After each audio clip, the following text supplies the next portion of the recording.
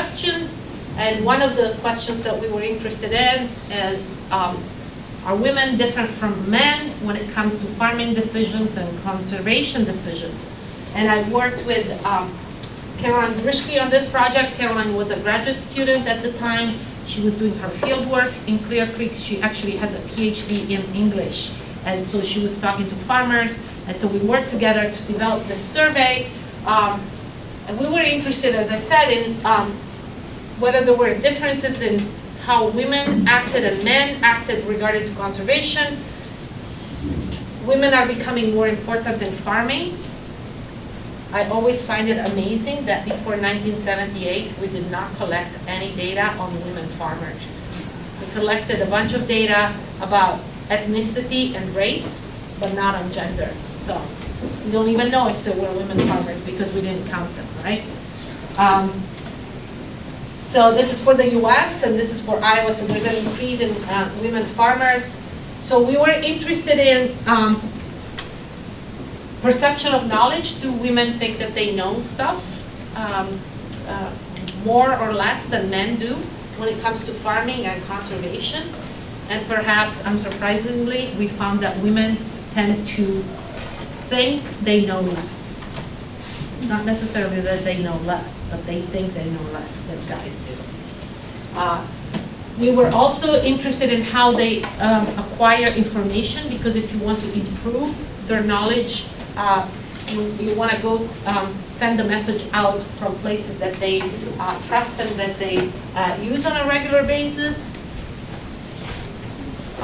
And the second thing that we were interested in is if there is a difference between tenants and owners in how they conserve agricultural lands. This is becoming important, more and more important, because there's more and more tenant farmers and part owner farms, so people farm land that they don't own, and the assumption is that they don't take good care of it, because it's not, like if you're a renter, right? The students, they will, at the university will trash their apartment before they leave. That's kind of like the assumption. So we were interested in testing the hypothesis. For example, do they rotate crops? Or are they more conservative when it comes to tillage? Because if you till a lot, you move the soil and you cause more soil erosion and water quality problems. And also, again, how they get their information. So if we want to change their behavior, which channels of information should we use? And a lot of this work actually is just input for other models and other work that people do. So this survey was used as an input for an agent-based model. Agent-based models are essentially computer models in which you construct agents, or like computer people, that make decisions on the basis of the rules that come out of your questionnaires. And so the student that was responsible for this part of the work put together these agents that behave according to the responses to our questionnaire. And she analyzed how, depending on changes in prices, these computer farmers would plant different things in Clear Creek, and how planting these different things and doing different things on the landscape would affect nitrogen and phosphorus in the watershed. So the Clear Creek survey was the first survey we did in this part of the state. We had another project that was for the whole Iowa Cedar watershed, and on the basis of the survey for that project, another student at the University of Iowa, who's now at the University of Vermont, put together another agent-based model on how farmers are going to respond to extreme events associated with climate change. And so his agents essentially do different things if there are more droughts and more floods, and the kind of things that they do are plant more perennials, look for off-farm income, put more organic material on their field, I'm sorry about these, put more irrigation or install conservation drainage. So, because of my background, I'm really interested in policy questions. What is the best way to spend public money to improve the environment, to reduce water quality problems, reduce water pollution? What is the best and what can we do? Given that there are a lot of constraints, people in the US don't like more taxes. So if anything, we want to do required more taxes, it's not likely to happen. What should we do when crop prices are really high, like they were 5 years ago, and really low, like they are about now? And so that's the kind of work that I've been doing regarding to policy. All right, so that's the first area. I'm going to stop here and give you an opportunity to ask me questions.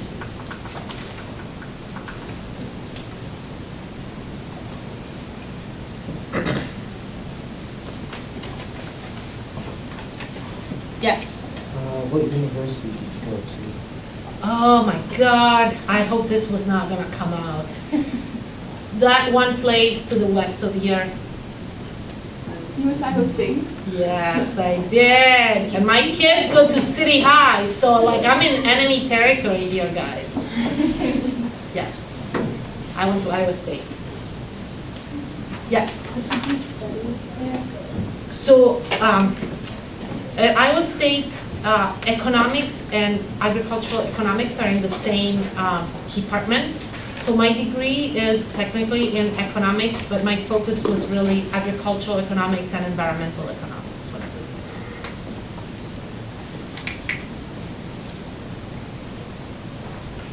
How many of you have a farming background?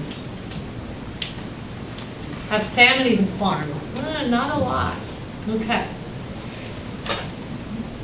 I have a question for you. Yes. What made you become interested in agriculture and economics?